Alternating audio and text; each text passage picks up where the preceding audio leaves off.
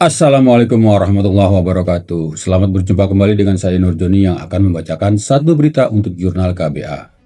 Pencabutan kartu identitas atau ID card liputan istana milik seorang jurnalis CNN Indonesia, Diana Valencia, mendapat sorotan publik.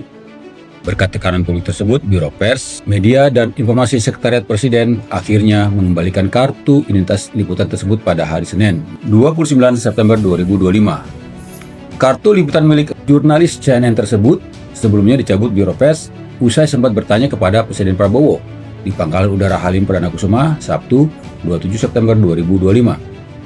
Dalam kesempatan itu, jurnalis tersebut bertanya kepada Presiden terkait makan bergizi gratis. Sejumlah organisasi pers mengkritik tindakan Biro Pers tersebut, salah satunya Dewan Pers.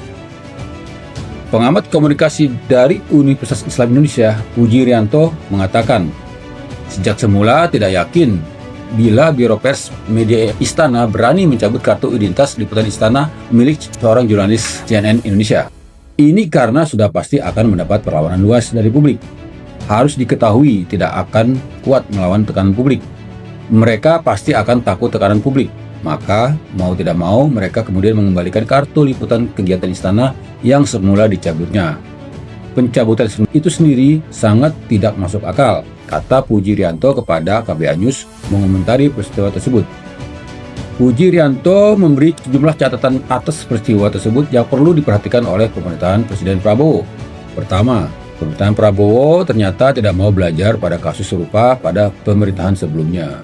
Menurut Puji Rianto, sejak dulu setiap kali ada tindakan pemerintah berupa pemblokiran informasi dan penghalangan kerja jurnalistik, maka selalu terbukti pasti mendapatkan perlawanan yang masif.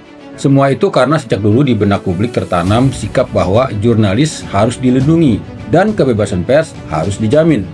Lalu, pelajaran kedua, kini masyarakat yakin dengan pasti bahwa tidak akan membiarkan demokrasi mati. Buktinya, ketika terjadi peristiwa pembungkaman pers, pasti akan mendapat penolakan yang luas. Dalam hal ini dapat dipastikan bahwa pemerintah Indonesia sekarang ini tidak akan bisa mengubah cara berpikir masyarakat bahwa keterbukaan informasi itu mutlak adanya di sebuah negara demokrasi, ujar Puji Rianto. Selain itu, kecanggihan media komunikasi dan luasnya pengaruh media sosial yang kini terjadi, pada satu sisi ternyata berhasil meningkatkan kesadaran kolektif tentang perlunya keterbukaan informasi. Akibatnya, sebuah informasi tidak mungkin lagi dapat ditutup-tutupi.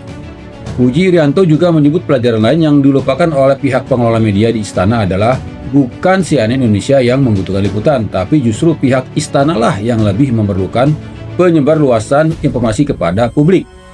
Ini terbukti jelas pada peristiwa pencabutan kartu identitas liputan istana yang mendapat kecaman yang luas dari publik. Pemerintahan Presiden Prabowo itu pemerintahan populis. Ingat, setiap pemerintahan populis itu pasti akan takut pada tekanan publik, tandas Puji Rianto. Demikian satu berita jurnal KBA. Sampai jumpa pada kesempatan mendatang. Wassalamualaikum warahmatullahi wabarakatuh.